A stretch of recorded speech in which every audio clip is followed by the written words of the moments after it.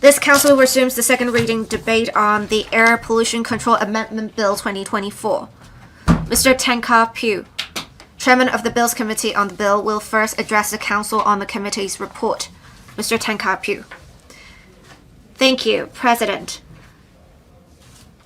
The main purposes of the Air Pollution Control Amendment Bill 2024 are to amend the Air Pollution Control Ordinance Chapter 311 and its subsidiary legislation to amend the AQO's air quality objectives, empower the Secretary for Environment and Ecology to amend the AQO's by notice published in the Gazette, and introduce a statutory closure notice mechanism to combat unlicensed conduct of specified processes. The Bills Committee held 3 meetings and invited written submissions from the public on the bill. The major issues discussed by the Bills Committee include the considerations and assessments for updating the AQOs, the procedures for amending the AQOs, and the implementation details of the closure notice mechanism. Regarding the administration's proposal to amend the scope of cement works and the definition of premises while maintaining the relevant 50-ton capacity threshold, the Bills Committee agreed that struck a proper balance and would avoid affecting the normal operation of law-abiding companies.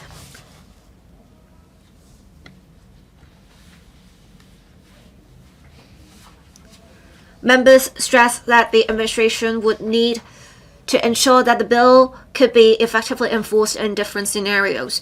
In particular, members were concerned that operators might circumvent the licensing regime for specified processes by, for example, placing their operational equipment outside their premises or connecting their equipment to the premises by intermittent connection, so that the total bulk storage capacity of the cement works would not exceed 50 tons.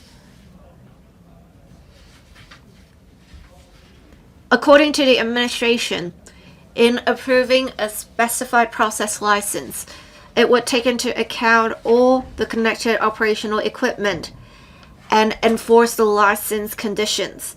If an operator connects off-site equipment to the premises for carrying out a specified process, the administration would take into account in enforcement whether the process required a license, whether the off-site equipment connected to the premises would be within the definition of premises, etc. Apart from total bulk storage capacity, there are 2 other new criteria for cement works, that is, the total installed capacity of concrete mixtures exceeding 3 cubic meters, or the total hourly concrete production rate exceeding 20 cubic meters. As long as any one of the 3 criteria is met, a license will be required for the works concerned. As such, the administration did not expect the risk of circumvention by the industry to be high. The administration will step up monitoring to reduce the risk of non-compliance. Under the statutory closure notice mechanism introduced, the Air Pollution Control Authority may issue closure notices, as well as lock or seal and disconnect all gas, water, and electricity supplies to the subject premises on which an unlicensed specified process is carried out without a license. Members in general supported the introduction of the mechanism to better combat unlicensed specified process operations. The Bills Committee examined whether the above powers exercisable by the authority were proportionate, having regard to the private property rights of the owners of premises. According to the administration, unlicensed specified process operations can have serious environmental and public health impacts, and the purpose of empowering the authority to exercise the power to close the subject premises is to ensure that the continuation of such processes is prevented in a timely manner. Generally speaking, closure notices will only be issued by the authority if an operator continues to carry out a specified process without license, or after the authority has refused to renew the license and the appeal board has upheld the refusal. to renew the license. The bill also provides checks and balances on the exercise of the relevant powers by the authority. For example, a specified person of the subject premises may appeal against the authority's decision to issue a closure notice. Under the proposed new Section 30I(3) of the ordinance, a public officer in the course of their duty may enter or remain on premises in respect of which a closure notice has been issued.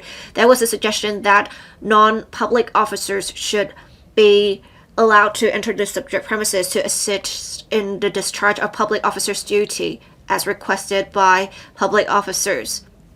The administration explained that it would be difficult to specify the circumstances under which non-public officers would be allowed to enter or remain in the subject premises, as the reasons for entering and remaining in the subject premises might vary. Where it is necessary for a non-public officer to enter or remain on the subject premises, the proposed new Section 30M of the ordinance already provides a defense for persons with reasonable excuse.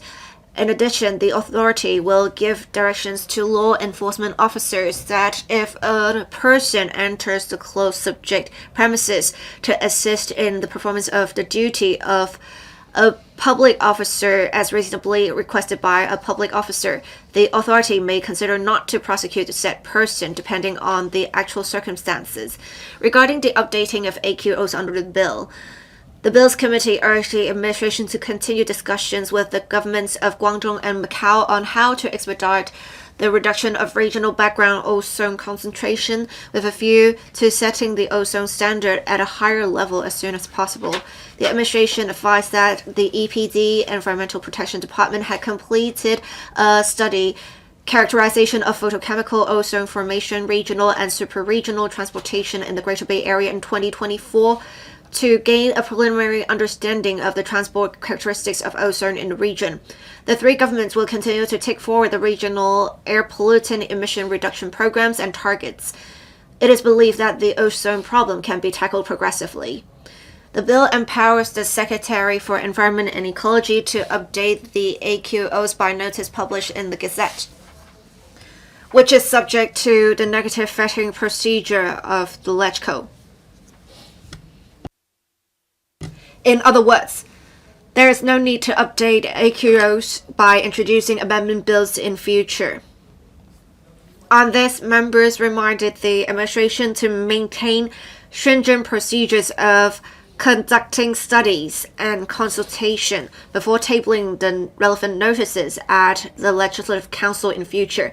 The administration undertook that it would continue to fully consult relevant stakeholders in taking forward the review of AQOs in future.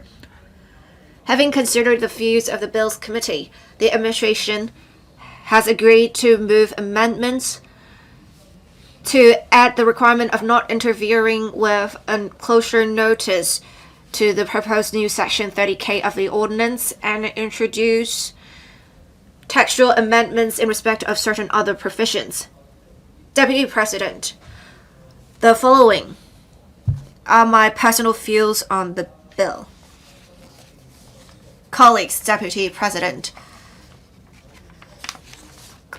officers of the EEB and EPD, I would like to thank you on behalf of Yaotong residents.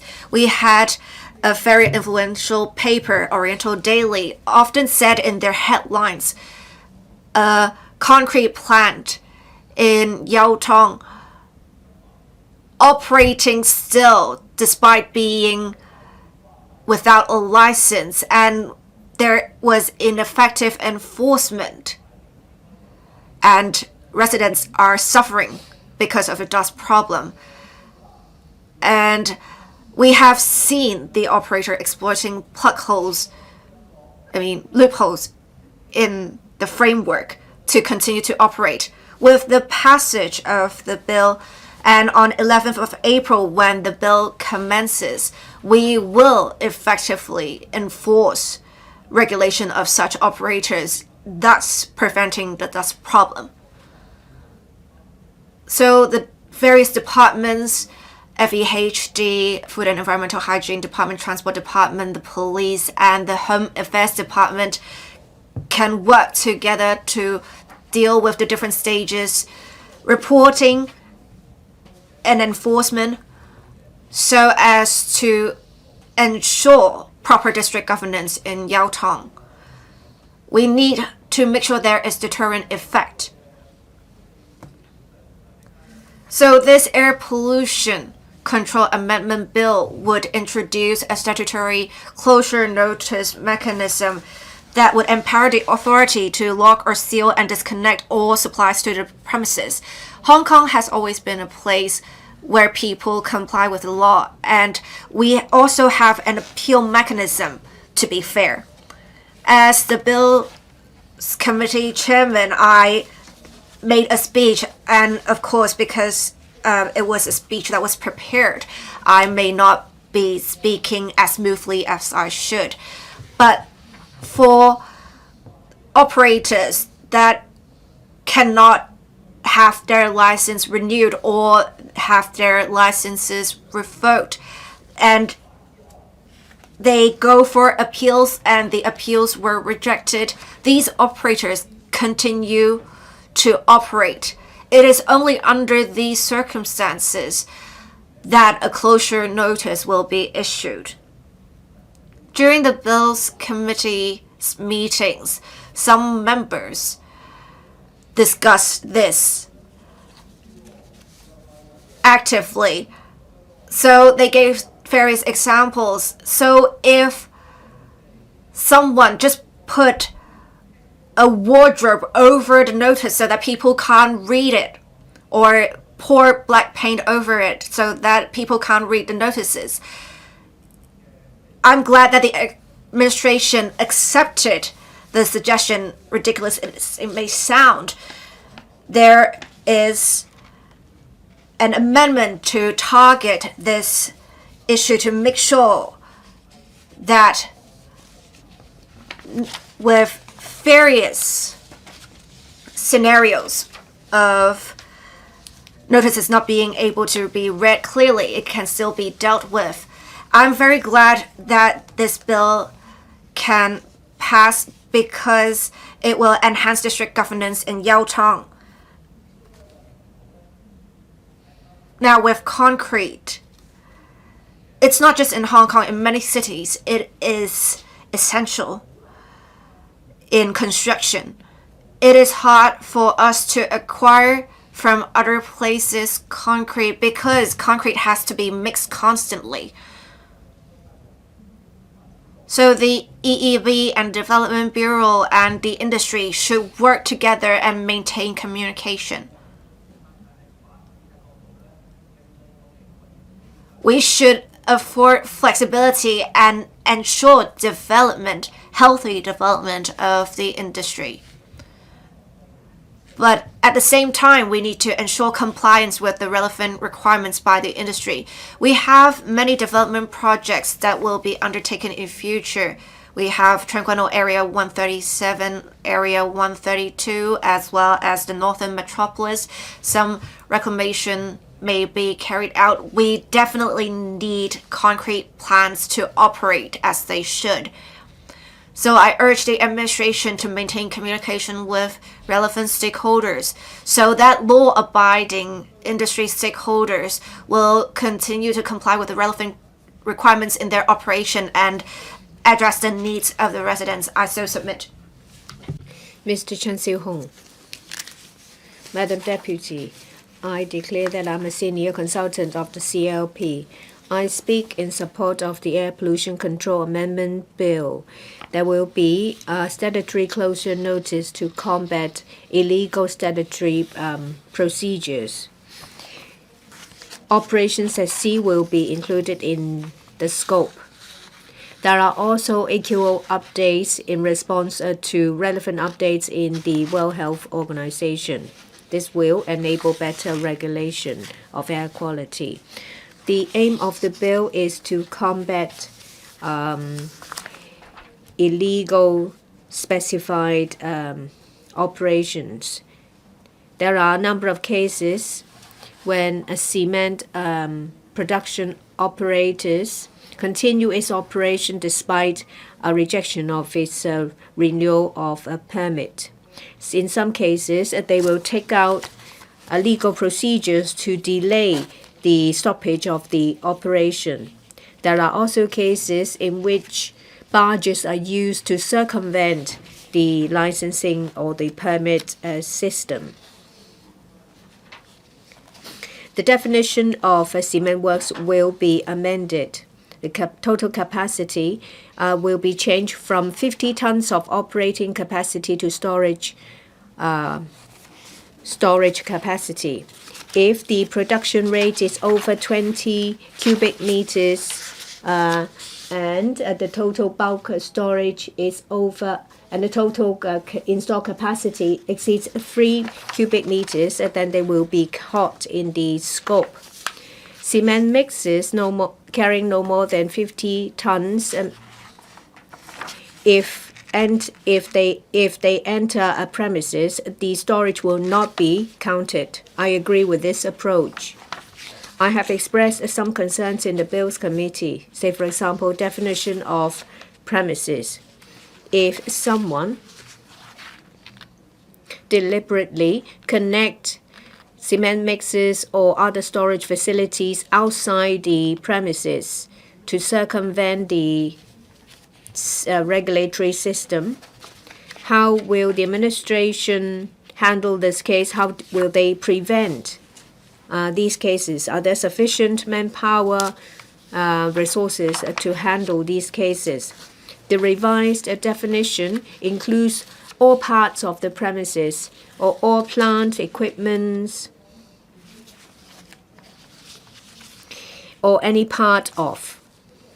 The administration points out that, well, intermittent connection removal of external storage is not easy in practice. And the two criteria, that is the total installed capacity of cement mixes exceeding 3 meter cubic and production rate of over 20 cubic meters per hour, will still be caught under the regime and subject to regulation. The administration said that if they receive complaints or if they have suspicions, they will enhance inspection to collect evidence. They may also consider installing CCTVs to monitor the operation of cement works. A number of operators carry on their operations at sea. The definition of premises will include ships and barges. There will be a transitional period of 6 months. I find these reasonable. However, we should guard against those with an ulterior motive by using the 6 months transitional period to continue the illegal operation. Then they will be able to extend the illegal operation by 6 months. Regarding Clause 38, that is a prohibition to remove or deface closure notices.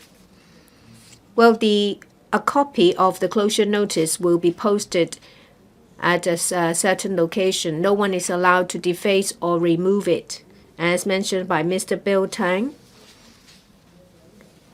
the Bills Committee mentioned that if someone blocks the closure or covers it so that the closure notice cannot be seen easily, then it amounts to interference. The definition of interference is extensive. That's why we asked the administration to include the word interference, so that it will read a prohibition to remove, deface, or interfere with the closure notices. I'm glad to learn that the administration has taken on board my view by amending the clause. The bill also amends AQO objectives. The Secretary for Environment and Ecology may, by notice published in Gazette, amend these objectives. Under the current provision, that is 7A, a review has to be done once every 5 years to ensure ensure better use of control in air zones. These AQOs are set taking into account WHO guidelines. And well, the interim indicators have been revised. The administration submitted the proposed revision to the panel on environment for discussion in relation to the addition of 737 AD to revise the AQOs by way of subsidiary legislation to expedite the process. We had a discussion on this. Air quality affects public health. Air quality should be better controlled as far as possible. However, the revision of AQOs may affect different trades. We have to consider whether it is reasonable to require compliance when these objectives are revised. So we asked the administration to submit the revision by way of negative vetting. The administration has given us undertakings that they will go through the vigorous process and consult. They will consult experts in the Advisory Council on the Environment, the public as well as stakeholders. After that, they will submit the proposed revisions to LegCo. I hope that the administration would not fail the expectations we have on them. I will not rush to change, to make a decision that will bring negative impact. There was also discussions about the commencement date. A proposal is that it will come into operation on the 1st of April. And there is a reference that this practice is different from the bill coming into effect upon publication in a notice. Of course, we hope that the amended ordinance should come into operation as soon as possible to combat illegal operations. I speak in support of the bill. Mr. Dennis Leung. Madam Deputy, I speak in support of the Air Pollution Control Amendment Bill 2024. This amendment is a matter that affects public health, whether we are able to keep our sky blue and our water clean. The background of the amendment is to plug loophole. In the past decade, we've been plagued by air pollution. According to a survey, in 2023 in Kwun the concentration of PM 2.5 exceeds the WHO target by 1.5 times. Illegal cement operations is one of the sources of pollution. Over a long time, these illegal operations emit pollutants. It pollutes our air and our water. The water quality at beaches is also affected. The cost is borne by residents. Every day, members of the public inhale these carcinogenic pollutants. When we talk about a livable city, we should not tolerate these loopholes. We should not allow unscrupulous businesses to make a profit at the expense of public health. This amendment is based on scientific evidence. Illegal cement work operations will be heavily tackled. We also want to align with international standards. The 7 pollutants include PM10, PM2.5, CO, NO, and other pollutants. The focus of the amendment is for the good of the public. Air pollution from industries will be tackled at source. There is serious lack of strength in control of cement operations. With the amendment, the administration will be empowered to enforce the law. This will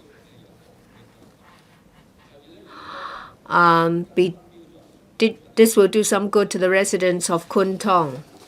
WHO states that low-level pollution is also harmful to health. Well, our laws should be continuously amended to align with international standards so that our people, especially the vulnerable, can enjoy clean air. Development and environmental protection can go hand in hand. The amendment tackles illegal operations. Law-abiding operations will benefit as a result of an improved environment. The benefits will far outweigh the cost.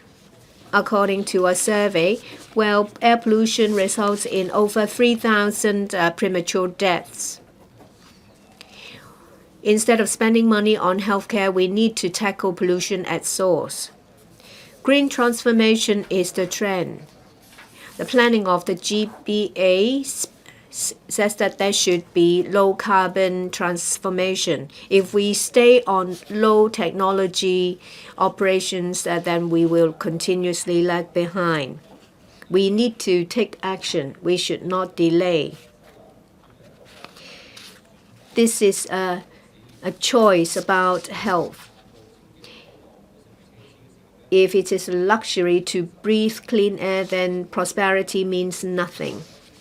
We need to send out a clear message that Hong Kong does not tolerate sacrificing health for development. We need to give our prosperities clean water and clean air. I so submit. Dr. Lo Wai Kwok, Deputy President. I and other members of the BPA support the bill to effectively regulate pollution from various sources. The bill seeks to amend the Air Pollution Control Ordinance Chapter 311 and would regulate various types of works, including cement works. For premises that have specified process operations carried out without a license, that is an offense. The Director of Environmental Protection is appointed as the Air Pollution Control Authority under Section 4.1. At the moment, right now, it does not have the power to lock or seal and disconnect supplies to the relevant premises. We have also seen instances where operators have ignored the decisions made by the Environmental Protection Department to not renew their licenses and their appeals rejected, continue their operations. And we have seen also some operator delaying the suspension of operations by lodging a judicial review. We have also seen various ways of circumventing the licensing regime, such as using mobile facilities as extended storage facilities or transferring works operations onto ships or barges. The bill would introduce a statutory closure notice mechanism so that if one reasonably suspects specified process operations being carried out in specified premises, closure notices may be issued. And we have also the bill amending the definition of premises to cover the extensions of facilities. We have had concrete plants operations illegally carrying out specified process operations without a license affecting residents. And some operators have been making use of legal proceedings to delay the suspension of their operations. I see why there is a need to introduce a regulatory framework, but then the law-abiding companies are also concerned. With ineffective enforcement, it may affect the law-abiding companies while leaving those who have broken the law unpunished. I have received feedback from the industry that their concerns are allayed by the present proposals. They believe the proposals would effectively protect the environment without hindering their operations. The bill also proposes some offenses relating to closure notices and entering or remaining on the subject premises. Once convicted, a fine of $1 million and imprisonment for 12 months may be handed out. In the case of a continuing offense, there is a further fine of $50,000 per day. But there is a defense of emergency, so that when there is an emergency, one trying to protect property and safety of persons will not be liable to the relevant offenses. Also, there will be a temporary permit mechanism, but we have to strike a balance to make sure the arrangements are reasonable without making the enforcement ineffective. This is a suggestion of mine, and the EPD has accepted my suggestion. They said they would consider this suggestion at the next stage because it may require further amendments to legislation. During the Bills Committee's meetings, we have also talked about how people have exploited the loophole of transferring works operations onto ships or barges, and that will not be regulated. But right now, cement works are carried out at sea because, for example, in New Territories East, that would facilitate operations in the area. And if the materials are stored on vessels, once a project is undertaken elsewhere, say in New Territories West, the operations or the materials can be moved there relatively easily. I'm glad to hear that the Director of Environmental Protection agrees that this is a possible scenario and that they will work with the industry to flesh out further facilitating arrangements. We have many development projects in the pipeline. We have soon some projects that will commence in the northern part of Hong Kong. Where are we going to store the cement and concrete?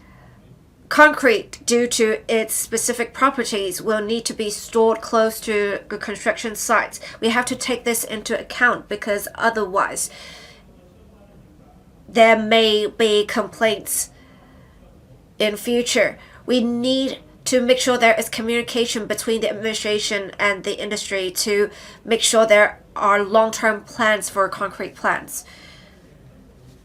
The bill also seeks to amend the ordinance in relation to the amendment of air quality objectives. We have also seen the bill empowering the Secretary for Environment and Ecology to amend the objectives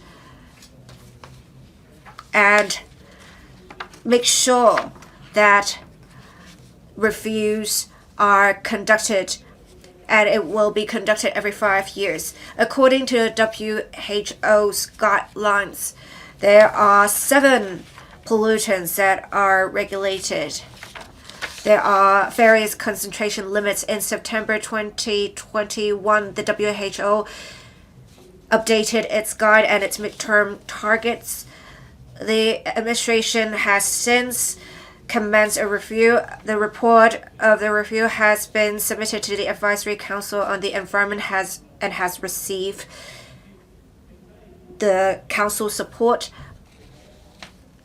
To implement the recommendations of the review, we are introducing amendment bills, but in future, this bill will give the power for the Secretary for Environment Ecology to amend these objectives by notice published in the Gazette. Pollutants in the air will affect citizens greatly. There is a need to amend in a timely manner air quality objectives. The administration has accepted feedback from the Bills Committee so that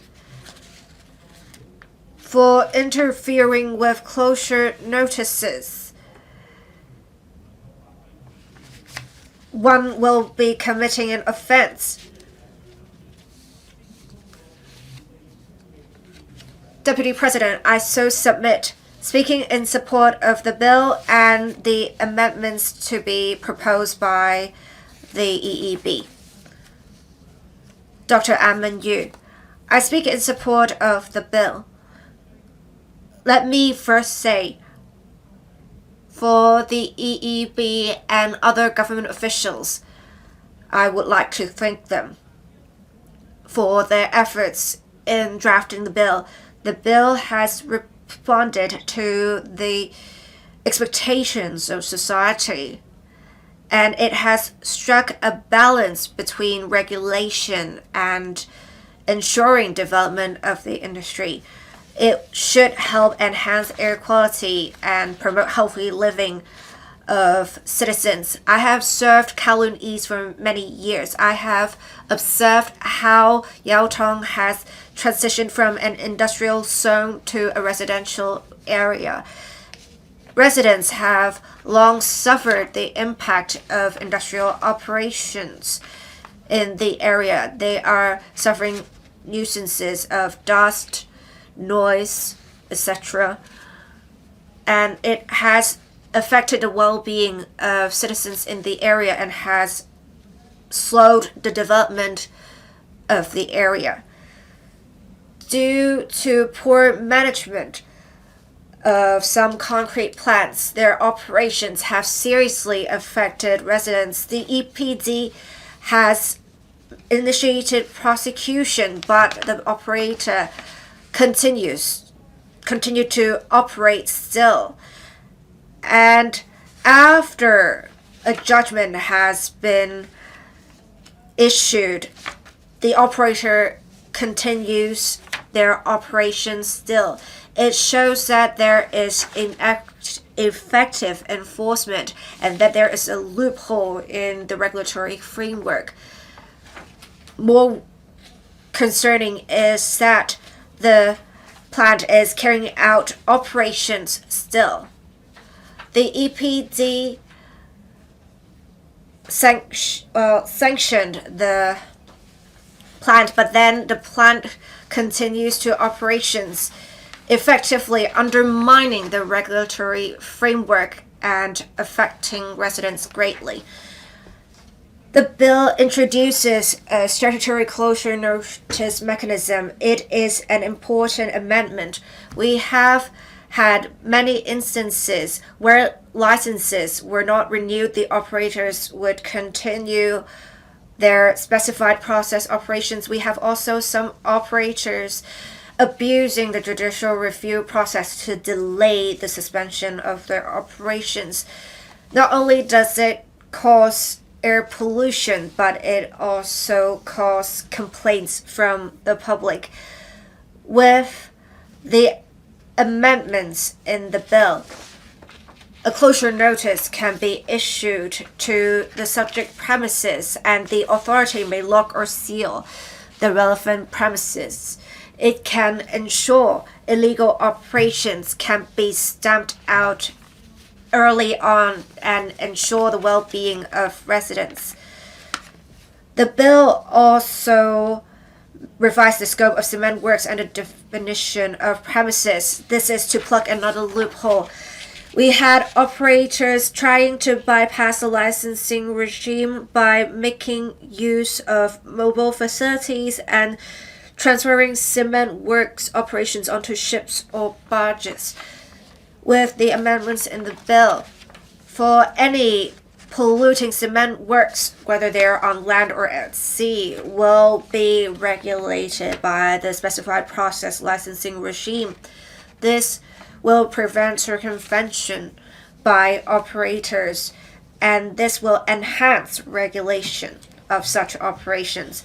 The bill also seeks to amend the air quality objectives, and 7 of them actually meet the WHO's guidelines highest levels. This will help tie in with standards of other advanced economies and enhance air quality of Hong Kong. This will protect the health of citizens. The bill also provides for a defense of emergency. For example, when there is a fire services officers may enter the subject premises. So this allows flexibility, but then the government should clarify for implementation the arrangements of public officers entering the subject premises. The bill also puts in place transitional arrangements. There will be a 6-month transitional period for operators to apply for the specified process licenses. This has minimized the impact on operators. For the effective implementation of the bill, I have several suggestions. I would suggest that upon passage of the bill, there should be regular reviews. The administration should make adjustments if necessary to ensure effective enforcement. The administration should also provide enforcement figures to district councils and set up channels for reporting any contraventions of operators by the public. We should also enhance public services to make sure the public is satisfied. Before, on Chakoling Road and Yau Tong Road, there were some concrete operations taking place. Apart from issuing closure notices to the relevant operations, we should make sure these concrete mixtures will not be allowed on the roads. The government should step up enforcement and streamline the enforcement procedures to delineate the responsibility as soon as possible in order to take out enforcement action effectively. There should also be specific operation teams set up so as to patrol and carry out enforcement action on the specific road sections in order to combat such operations. The government should also make use of technologies. We can install monitoring equipment on concrete mixer vehicles to monitor their routing. We should also set up CCTV cameras where these concrete mixers frequent so that we can effectively monitor their operations. We should also provide professional training to relevant stakeholders to prevent the problem at source. President, for Yaotong residents, the noise, traffic congestion, and air pollution problems caused by these illegal operations have plagued residents for years. I hope that the bill can be passed as soon as possible so as to stamp out these illegal operations, enhance air quality in the area, and to ensure the well-being of citizens. I so submit. Colleagues, if I think the voting cannot be done before 7 p.m., I will end today's council meeting at 6:30. 2024年 Mr. Tony Chair, President, I speak in support of the Air Pollution Control Amendment Bill 2024. There are two main parts to the bill. First, step up combating illegal specified process operations, especially those that cause noise and nuisance and air pollution, to enhance people's health, improve our air quality, and maintain our environmental hygiene. The bill will revise the scope of cement works in order to prevent operators transferring their works operations onto ships or barges berthed at inshore areas. Another recommendations is to empower the Director of Environmental Protection issue a closure notice against cement batching plants that violate regulations. The director can disconnect all gas, water, and electricity supplies to the subject premises. Some operators may want to continue their operations by lodging judicial review. Illegal specified process operations will not only affect people's health, it is also unfair to other law-abiding operators in the trade. So, me and the construction sector mostly support the amendment, but the trade is concerned about how the bill can regulate those who break the laws, and they're worried if the application procedures will become more complicated upon amendment of the ordinance. This will increase the cost of operation and affect the supply and price of cement in Hong Kong. During the scrutiny of the bill, the administration said that the overall supply of cement and the price will not be affected. Under certain circumstances, when emergency repair works have to be carried out, unlicensed cement works can be carried out, and there is legal exemptions. And the administration said that they will shorten the application scrutiny period from 6 to 8 months to about 3 months. They will streamline and simplify the air quality tests. The trade welcomes such move.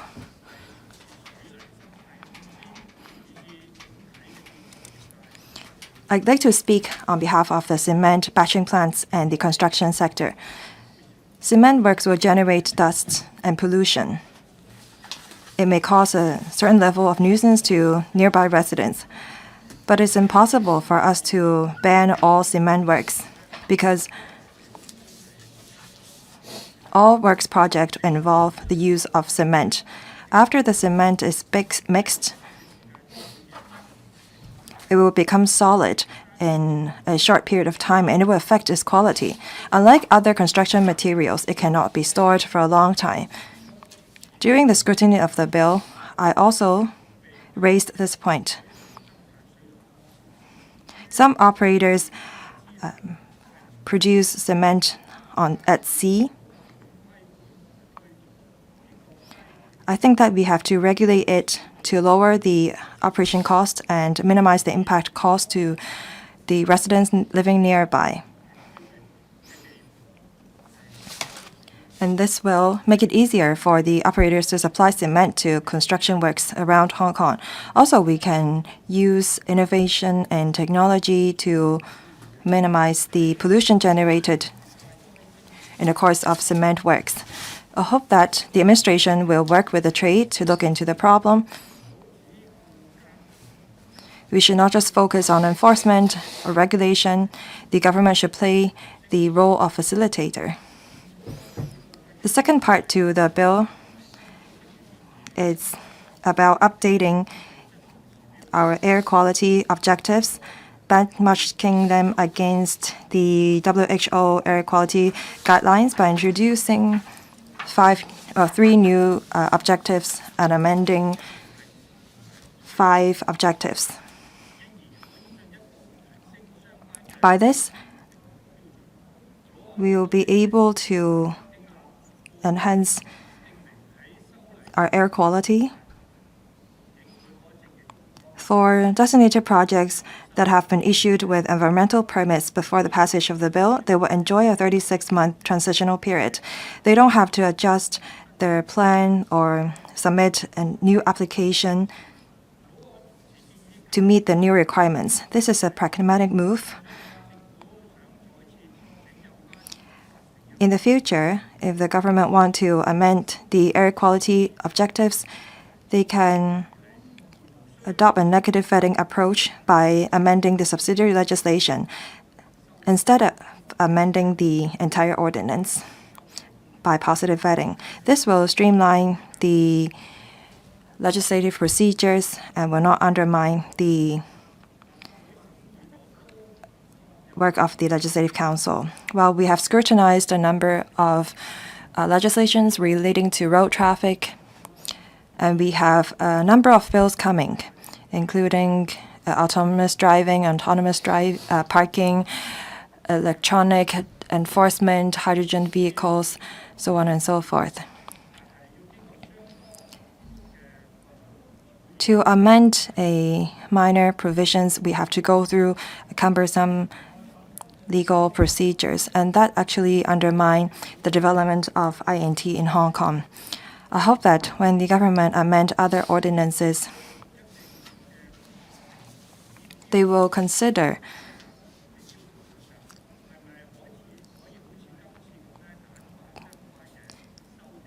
taking the approach at this time. President, I so submit. Ms. Yong Ha-yan. President, I have to declare interest as a senior consultant to a construction company. We are a participant of our city, so I support the Air Pollution Control Amendment Bill 2024. Cement works is important to Hong Kong. They are important to the construction of buildings, bridges, and various structures. Take the Northern Metropolis as an example. There will be huge demand for cement. So a stable supply of cement is vital to the economy and the development of Hong Kong. As we all know, the cement trade is facing some challenges. Cement batching plants have difficulties in choosing their site. They have to be close to the works project, the construction site. It has to be accessible to transport network. And there are a lot of environmental protection groups that are concerned about their operation. So we have to plan carefully. Because of these reasons, a lot of cement batching works have to delay their relocation plan. So the bill is here to combat unlicensed operations and to benchmark our objectives against the air quality guidelines. I support them. We have to combat unlicensed SP operations.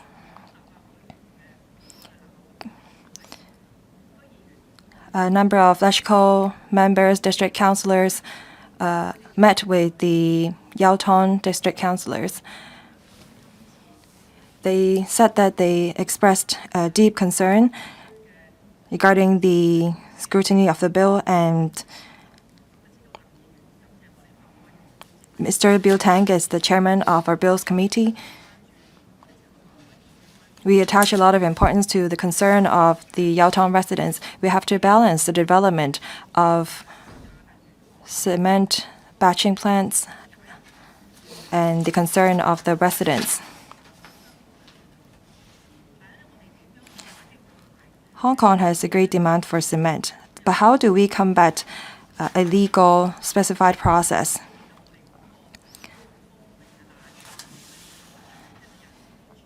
If someone try to hide the closure notice, that will also be against the law, and the government is going to move amendment by including the word interfere, apart from removing or defacing.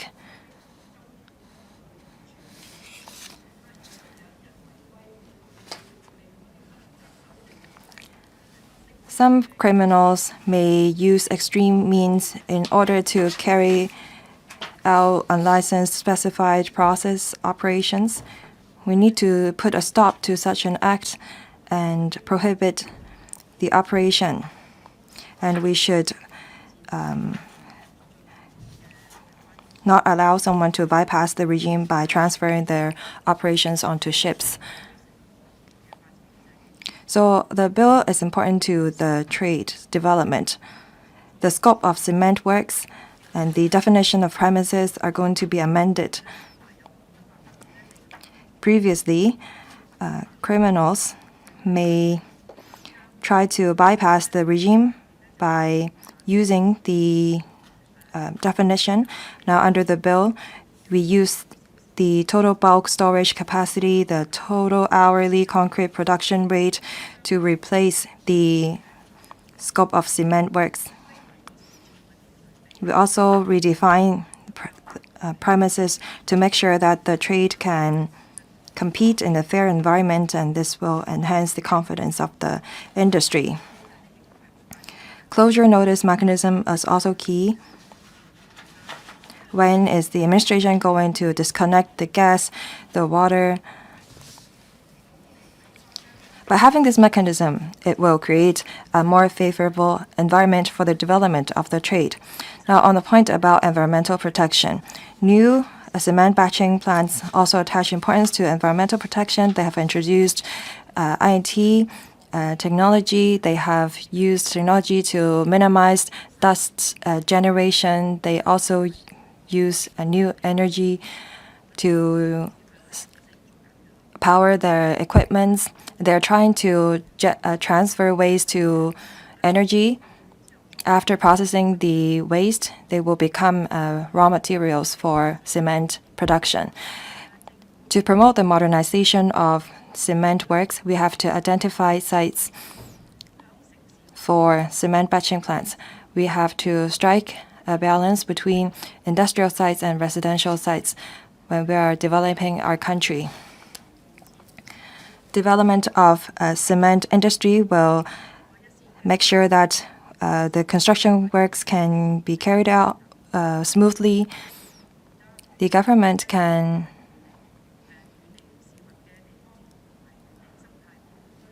identify sites that are far away from residential areas to provision for these cement batching plants, and they should enhance monitoring to make sure that they comply with relevant regulations. We have to make sure that law-abiding plants can continue to operate. The trade is saying that the government is trying to raise the threshold, and that poses challenges to their operation.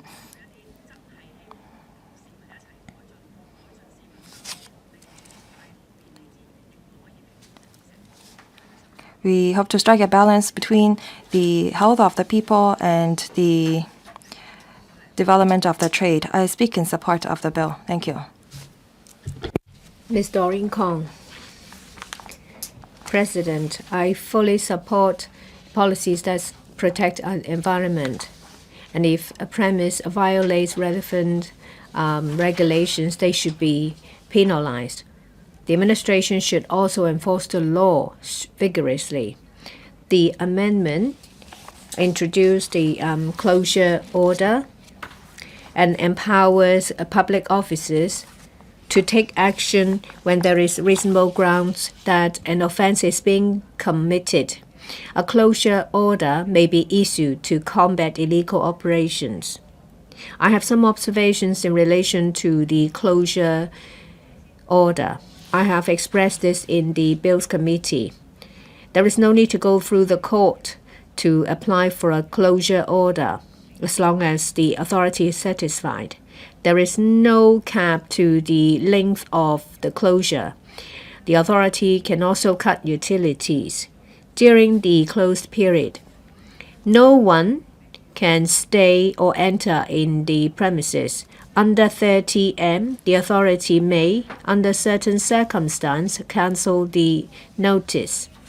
The plants, equipments will have to be removed, and the premises will have to be abandoned before the notice is cancelled.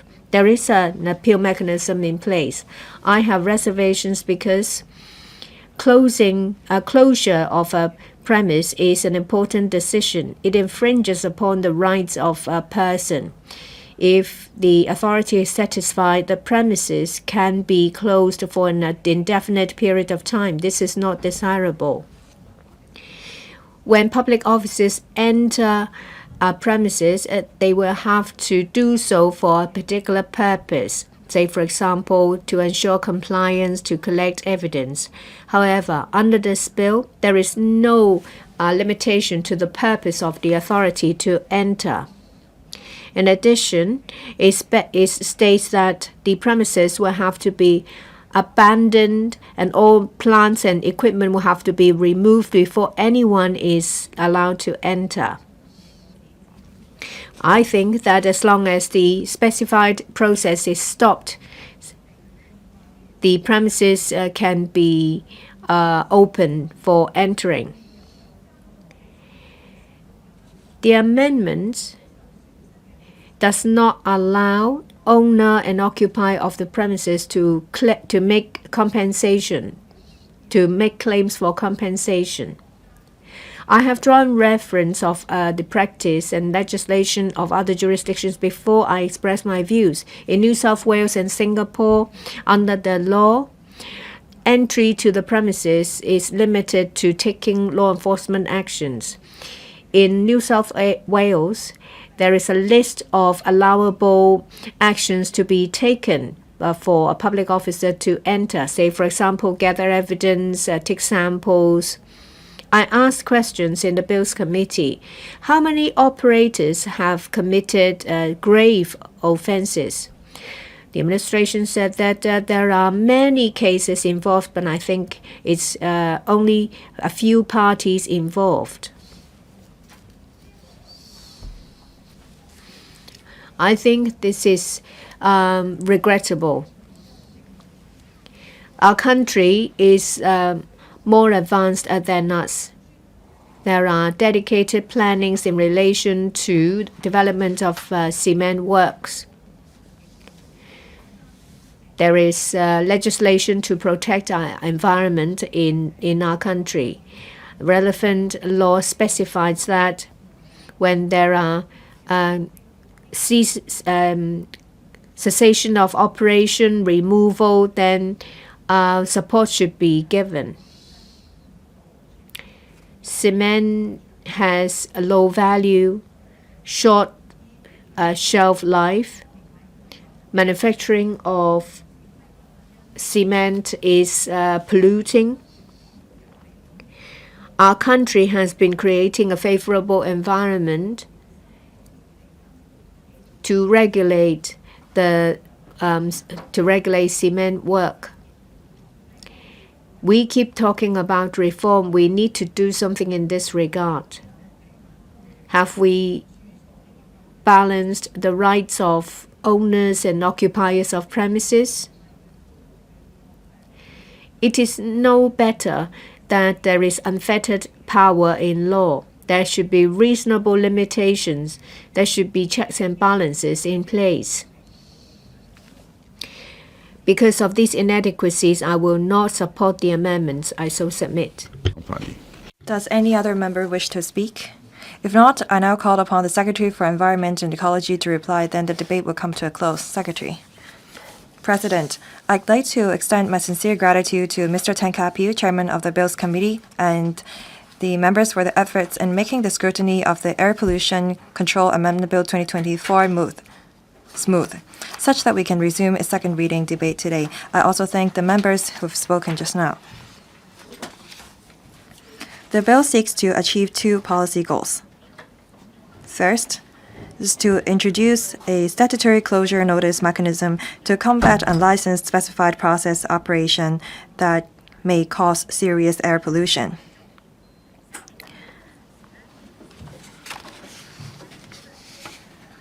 The amendment also improved the scope of cement works and redefined the premises in order to combat anyone from bypassing the licensing regime.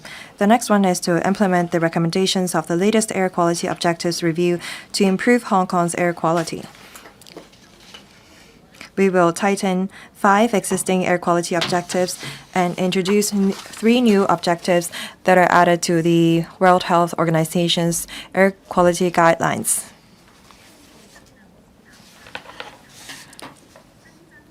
The guidelines, in short, keeping us on par with the other advanced economies. 7 of them are set to the most stringent level in the guidelines. Overall speaking, the Bills Committee members supported the policy goals of the bill and gave many constructive advice. Upon careful consideration, we propose to move amendments to certain clauses in the bill. I will detail them during the committee stage amendment. Now, I'd like to talk about a few points of members' concern. First, we note that some members are concerned that the proposed closure notice mechanism will give rise to excessive supervisory power, which may in turn have a disproportionate impact on the rights of the persons concerned. I must clarify that specified processes can cause serious air pollution. It is for this reason that the existing air pollution control ordinance controls emissions associated with these processes through a licensing regime to minimize their impact on public health.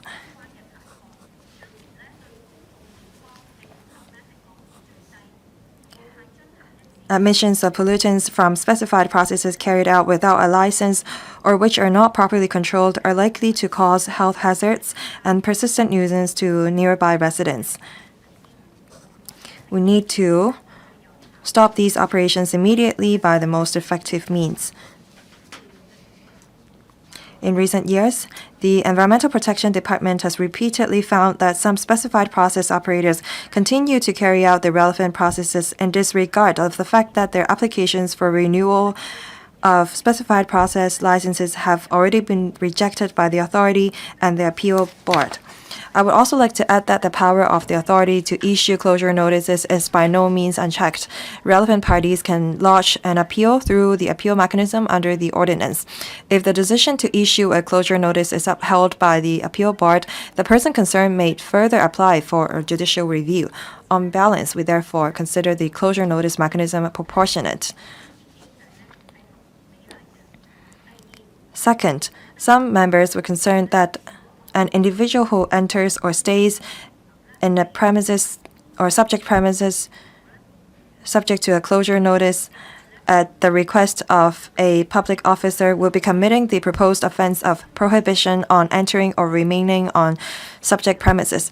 I reiterate that the proposed offense is to deter criminals from entering or remaining in the subject premises to continue to carry out illegal, unlicensed, specified processes. Entering or remaining on the subject premises at the direction of a public officer is generally excluded. Under the bill, the authority may also permit a person to enter or remain in the subject premises. The bill also provides a defense for persons with reasonable excuse for the relevant proposed offenses. The government will also set out clear internal guidelines on enforcement arrangements. We will act strictly in accordance with the guidelines, the prosecution code, as well as the relevant provisions of the law. We will consider not to prosecute in the above circumstances having regard to the actual circumstances and evidence. Third, some members suggested that the decision to cancel a closure notice should be subject to appeal. We understand that some people may consider it inappropriate to cancel the closure notices of closed premises and may even worry that the premises concerned may revert to unlicensed specified processes after the cancellation.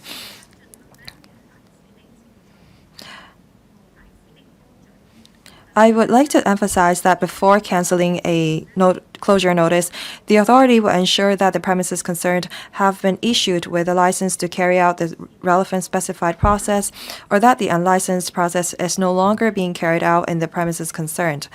If the authority finds that the unlicensed specified processes are carried out in the premises again after the closure notices have been cancelled, they will enforce the law decisively. If necessary, the authority may issue a new closure notice to the premises. I emphasize that we will not tolerate any illegal, unlicensed specified process. Fourth, a member suggested introducing a mechanism to issue provisional licenses to specified process license applicants. The EPD has been striving to compress the processing time of these applications to meet the needs of the industry and market development. After consulting the trade, the EPD introduced a series of measures in mid-November last year to streamline the application and processing procedures for cement works licenses, including simplifying the application forms and required documents and allowing applicants to conduct simple air quality assessment on their own through an online platform. The response from the industry is generally positive. These measures have been effective in significantly cut the license application and processing time involving cement works by more than half. Fifth, I noticed that some members and organizations want us to propose more aggressive air quality objectives in order to meet the targets set out in the World Health Organization's air quality guidelines faster. I would like to reiterate that 7 of the 15 updated air quality objectives have been set at the most stringent level, which is on par with the relevant standards of other advanced economies. At the same time, this update is by no means the end of our efforts to improve air quality, but a fresh starting point for future work. We will continue to tackle the regional air quality pollution problem proactively through enhanced cooperation with Guangdong and Macau, and through the proposed streamlined process, we will be able to implement the recommendations of the air quality objectives review more effectively in the future, with a view to achieving the ultimate targets of the guidelines in the long run. Lastly, once the bill is passed, it will come into operation on the 11th of April this year. We will continue to explain and publicize and promote the bill through various channels such as online and face-to-face briefings to enhance the trade's understanding of the bill and to help them adapt to the licensing system and the updated air quality objectives as soon as possible. I appeal to members to support the passage of the bill so as to implement effective air pollution control measures and appropriate air quality objectives with a view to continuously improving the air quality of Hong Kong and the region. President, I so submit. Now put the question to you that the Air Pollution Control Amendment Bill 2024 be read the second time. Will those in favor please raise their hands? Those against please raise their hands. I think the question is agreed by a majority of the members present. I declare the motion passed. Air Pollution Control Amendment Bill 2024. This Council